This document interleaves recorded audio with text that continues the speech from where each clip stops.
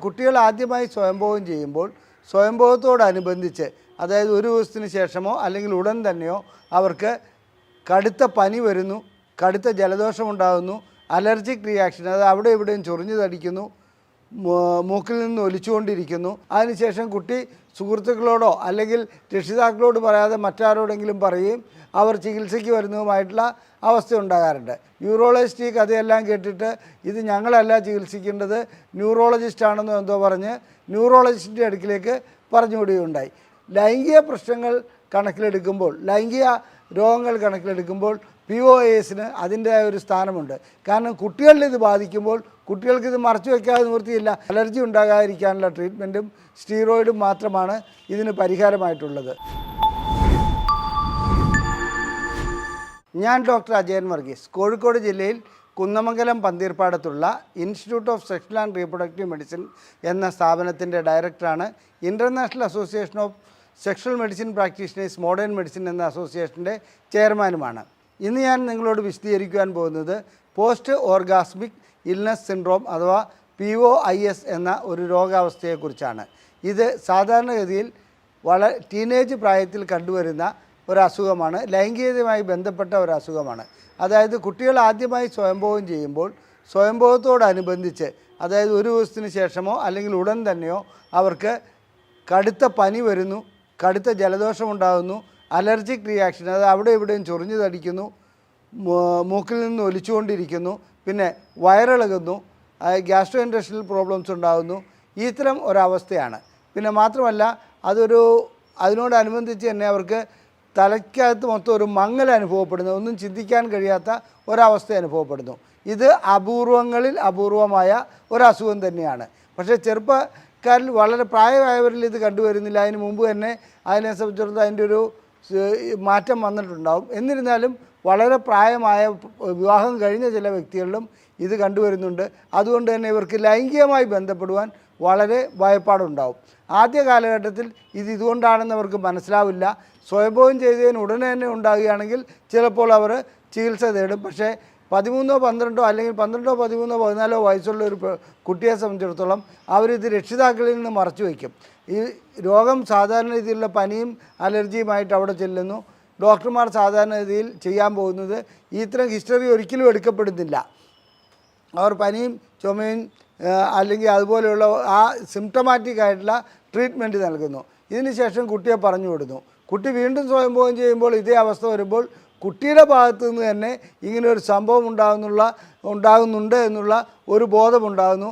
അതിനുശേഷം കുട്ടി സുഹൃത്തുക്കളോടോ അല്ലെങ്കിൽ രക്ഷിതാക്കളോട് പറയാതെ മറ്റാരോടെങ്കിലും പറയുകയും അവർ ചികിത്സയ്ക്ക് വരുന്നതുമായിട്ടുള്ള അവസ്ഥ ഉണ്ടാകാറുണ്ട്. ഞങ്ങളെ സംബന്ധിച്ചിടത്തോളം ഞങ്ങളുടെ ഇത്രയും കാലഘട്ടത്തിനിടയ്ക്ക് ആകപ്പാടെ ഒരൊറ്റ കേസ് മാത്രമാണ് വന്നത്. അതും 45 വയസ്സുള്ള വിവാഹം കഴിഞ്ഞ ഒരു വ്യക്തിയാണ്. അദ്ദേഹം കൊടുങ്ങല്ലൂരിൽ നിന്നാണ് വന്നത്. അദ്ദേഹത്തെ സംബന്ധിച്ചിടത്തോളം ലൈംഗികമായി ബന്ധപ്പെട്ട് കഴിഞ്ഞാൽ ഈ സംഭവം ഇതേ രീതിയിൽ തന്നെ ആവർത്തിക്കുന്നു. അതായത് ചൊറിച്ചിലുണ്ടാകുന്നു, പനിയുണ്ടാകുന്നു, ഭയങ്കരമായിട്ടുള്ള വിറയൽ വരുന്നു. ഇത് ഒരു ലൈംഗിക ബന്ധത്തിന് അന്നുണ്ടാകുകയില്ല. അതിൻ്റെ പിറ്റേ ദിവസം വൈകുന്നേരം ആകുമ്പോഴത്തേക്കും അദ്ദേഹത്തിന് ഇത് അനുഭവപ്പെടുകയാണ് ചെയ്യുന്നത്. വാസ്തവത്തിൽ എന്താണിത്? നാം ശുക്ലവിസർജനത്തോടുകൂടി ഓർഗാസം ഉണ്ടാകുമ്പോൾ അതിനോടുകൂടി ഉൽപ്പാദിപ്പിക്കപ്പെടുന്ന ചില ദ്രാവകങ്ങളും ശുക്ലത്തോടുകൂടി തന്നെ വരുന്ന മറ്റ് കെമിക്കലുകളും ശരീരത്തിന് തന്നെ അലർജിയായി മാറുന്നതാണ്. മറ്റൊരർത്ഥത്തിൽ പറഞ്ഞാൽ ഇതൊരു ഓട്ടോ ഇമ്മ്യൂൺ ഡിസീസാണ്. അതായത് സ്വന്തം വേലി തന്നെ വിളവ് തിന്നുന്ന അവസ്ഥ.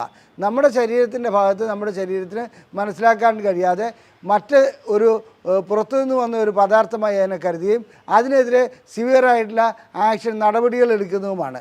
അങ്ങനെ ഇമ്മ്യൂണിറ്റിയുടെ ഒരു ഭാഗം തന്നെയാണിത്. ശരീരം മറ്റ് പുറത്തുനിന്ന് വന്നതിനെയല്ല സ്വന്തം ഭാഗത്ത് തന്നെ എതിർത്ത് തോൽപ്പിക്കാൻ ശ്രമിക്കുകയാണ്.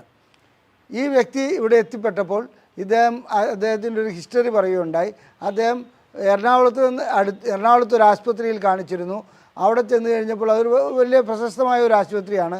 അവിടെ ചെന്നപ്പോൾ ആദ്യം ഇദ്ദേഹം കാണിച്ച ഒരു യൂറോളജിസ്റ്റിനെയാണ്. യൂറോളജിസ്റ്റ് ഈ കഥയെല്ലാം കേട്ടിട്ട് ഇത് ഞങ്ങളല്ല ചികിത്സിക്കേണ്ടത്, ന്യൂറോളജിസ്റ്റാണെന്നോ എന്തോ പറഞ്ഞ് ന്യൂറോളജിസ്റ്റിൻ്റെ അടുക്കിലേക്ക് പറഞ്ഞുവിടുകയുണ്ടായി. ന്യൂറോളജിസ്റ്റ് ഈ കഥയെല്ലാം കേട്ടത് സായിപ്പ് വെറുതെ എഴുതി വച്ചിരിക്കുന്ന ഒരു ഇതാണ്, സായിപ്പ് അങ്ങനെ പലതും കണ്ടുപിടിക്കും, ഇതിലൊക്കെ ഒരു കാര്യമില്ല, നിങ്ങളിതിനകത്ത് ഒന്നും ചെയ്യേണ്ടതില്ല എന്ന് പറഞ്ഞ് അദ്ദേഹത്തെ മടക്കി അയക്കുകയാണ് ഉണ്ടായത്. പിന്നീടാണ് ISRMനെ കുറിച്ച് അദ്ദേഹം അറിയുന്നതും ഇവിടെ ചികിത്സയ്ക്ക് വരുന്നതും. ചികിത്സയ്ക്ക് വന്നപ്പോൾ ഞങ്ങളത് മുൻകൂട്ടി സ്റ്റീറോയിഡുകൾ നൽകി, ചില മരുന്നുകൾ നൽകി അദ്ദേഹത്തിന് ഇത് ഉണ്ടാകുന്നുണ്ടോ എന്ന് പരിശോധിച്ച് നോക്കുകയുണ്ടായി. ആ സന്ദർഭത്തിൽ അത് ഉണ്ടാകുകയില്ല. അപ്പോൾ അത് ഓട്ടോ ഇമ്മ്യൂൺ ഡിസീസ് ആണെന്നുള്ളതിൻ്റെ ഏറെക്കുറെ അതിനകത്ത് പരിപൂർണമായിട്ട് ഞങ്ങൾക്ക് മനസ്സിലാക്കുവാൻ കഴിഞ്ഞു. ഇതിന് ശേഷം ബന്ധപ്പെടുമ്പോൾ എടുക്കേണ്ട ആൻറ്റി അലർജിക് മെഡിസിൻ ഒരാഴ്ച എടുത്തതിന് ശേഷം, അത് അലർജി ഉണ്ടാകാതിരിക്കാനുള്ള മെഡിസിൻ ഒരാഴ്ച എടുത്തതിന് ശേഷം വീണ്ടും ഒന്ന് ബന്ധപ്പെട്ട് നോക്കാൻ പറഞ്ഞപ്പോൾ സ്റ്റീറോയിഡ് ഞങ്ങൾ ഒഴിവാക്കി. ബന്ധപ്പെട്ട് നോക്കാൻ കഴിഞ്ഞപ്പോൾ അദ്ദേഹത്തിന് സിംറ്റം അതായത് വരുന്ന അവസ്ഥയിൽ കുറച്ച് കുറവ് കാണുകയുണ്ടായി. അപ്പോൾ ആ രീതിയിൽ അതിനെ ചികിത്സിച്ച് ഒരു പരിമിതി ഉണ്ടായിരുന്നു. ആ ചികിത്സയ്ക്ക് ഒരു പരിമിതിയുണ്ട്. ആ രീതിയിൽ ചികിത്സിക്കുവാൻ കഴിഞ്ഞു എന്നുള്ളതാണ് ഞങ്ങൾക്ക് പറയുവാനുള്ളത്. എല്ലാ POAസിനും ഈ ചികിത്സ പ്രായോഗികമായിക്കൊള്ളണമെന്നില്ല. മാത്രമല്ല അങ്ങനെ ഒരു ഇത് എന്നാഴ്ചയിൽ ലക്ഷത്തിൽ ഒരാൾക്കോ അല്ലെങ്കിൽ എന്നാഴ്ചയിൽ 2 പേർക്കോ മാത്രമേ ഈ തരം അസുഖം ഉണ്ടാകുന്നുള്ളൂ. എന്നിരുന്നാലും ലൈംഗിക പ്രശ്നങ്ങൾ കണക്കിലെടുക്കുമ്പോൾ, ലൈംഗിക രോഗങ്ങൾ കണക്കിലെടുക്കുമ്പോൾ POAസിന് അതിൻ്റെതായ ഒരു സ്ഥാനമുണ്ട്. കാരണം കുട്ടികളിൽ ഇത് ബാധിക്കുമ്പോൾ കുട്ടികൾക്കിത് മറച്ചു വയ്ക്കാതെ നിവൃത്തിയില്ല. അച്ഛാ ഞാൻ ഇന്നലെ സ്വയംഭോഗം ചെയ്തു എന്ന് ഏതെങ്കിലും ഒരു കുട്ടിയുടെ അച്ഛനോടോ അല്ലെങ്കിൽ അമ്മയോടോ പറയാൻ പോകുന്നില്ല. ആ പനിയാണ് അല്ലെങ്കിൽ ഇതാണെന്ന് എഴുതി ഡോക്ടർമാരെ സംബന്ധിച്ചിടത്തോളം ഈ രീതിയിലുള്ളൊരു ചോദ്യം ചോദിക്കാൻ അവരുടെ മനസ്സൊട്ട് അനുവദിക്കുകയുമില്ല. കാരണം 13 വയസ്സായ കുട്ടിയോട് നീ ഇന്നലെ സ്വയംഭോഗം ചെയ്തിരുന്നുവെന്ന് മെഡിക്കൽ ഹിസ്റ്ററി എടുക്കുമ്പോൾ ആരും ചോദിക്കാറില്ല. അപ്പോൾ പിന്നെ കുട്ടി ഒരു നിവൃത്തിയില്ലാത്ത അവസ്ഥ വരുമ്പോൾ കുട്ടി ഡോക്ടറോട് ഇത് തുറന്നു പറയുന്ന ഒരു അവസ്ഥ വരികയാണെങ്കിൽ മാത്രമേ ഇത് POAS ആണെന്നുള്ളത് മനസ്സിലാക്കുവാൻ കഴിയുള്ളൂ. ലൈംഗികമായിട്ടുള്ള ബന്ധപ്പെടലിന് തടസ്സം സൃഷ്ടിക്കുന്ന അല്ലെങ്കിൽ ഒരു പ്രത്യേക രീതിയിൽ അതിനകത്തേക്ക് ലൈംഗിക വിരക്തിയല്ല ഭയപ്പാടുണ്ടാക്കുന്ന ഒരവസ്ഥ തന്നെയാണ് POAS. അതിന് ചികിത്സ ആ രീതിയിൽ ചെയ്യുകയാണെങ്കിൽ, വ്യക്തമായ കാരണങ്ങൾ കണ്ടുപിടിക്കപ്പെട്ടിട്ടില്ല, അതുകൊണ്ട് വ്യക്തമായ ചികിത്സയും ഇതുവരെ ആയിട്ടില്ല. എന്നാലും ഇതിൻ്റെ ഗവേഷണങ്ങൾ നടക്കുന്നുണ്ട്. അതനുസരിച്ച് മുന്നോട്ട് പോകുമ്പോൾ എന്താണ് ഇതിൻ്റെ കാരണം എന്നുള്ളത് മനസ്സിലാക്കാനും വ്യക്തമായി മനസ്സിലാക്കാനും അതിനനുസരിച്ചുള്ള ചികിത്സ നൽകുവാനും കഴിയുമെന്ന് പ്രതീക്ഷിക്കാം. ഇപ്പോഴത്തെ അവസ്ഥയിൽ ഇതിന് സിംപ്റ്റമാറ്റിക് ട്രീറ്റ്മെൻറ്റ് അല്ലെങ്കിൽ അലർജി ഉണ്ടാകാതിരിക്കാനുള്ള ട്രീറ്റ്മെൻറ്റും സ്റ്റീറോയിഡും മാത്രമാണ് ഇതിന് പരിഹാരമായിട്ടുള്ളത്. പിന്നീട് ഈ ലൈംഗിക ബന്ധം കുറയ്ക്കുക എന്നുള്ളത് അതൊക്കെ പ്രായോഗികമായിട്ടുള്ള ഒരു കാര്യമല്ല. POAS എന്ന അസുഖം ഒരു അപൂർവ രോഗമാണ്. ആ അപൂർവ രോഗം ഏതെങ്കിലും ഒരു വ്യക്തിക്ക് കാണപ്പെടുകയാണെങ്കിൽ ചികിത്സ ലഭിക്കാതെ വരുന്നതാണ് ഇന്ന് കാണുന്ന ദുരവസ്ഥ. ബോധവൽക്കരണം മാത്രമാണ് ഇതിനുള്ള പരിഹാരം. ഇനി ലൈംഗികമായിട്ടുള്ള എന്തെങ്കിലും പ്രശ്നങ്ങൾ നിങ്ങൾക്കുണ്ടെങ്കിൽ അത് ഏത് രൂപത്തിലാവട്ടെ, സ്ത്രീക്കാകട്ടെ പുരുഷനാകട്ടെ, പ്രായഭേദമന്യേ ചികിത്സ നൽകുന്ന ഒരു സ്ഥാപനമാണ് ISRM. നിങ്ങളുടെ ലൈംഗിക പ്രശ്നങ്ങൾക്ക് നിങ്ങൾക്ക് ചികിത്സ ആവശ്യമുണ്ടെങ്കിൽ ഇവിടെ തന്നിരിക്കുന്ന നമ്പറിൽ ഫോൺ വഴി ബുക്ക് ചെയ്യാം.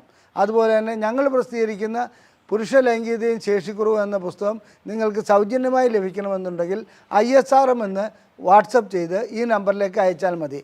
ഞങ്ങളത് നിങ്ങൾക്ക് PDF ഫോർമിൽ അയച്ചു തരുന്നതാണ്. നന്ദി, നമസ്കാരം.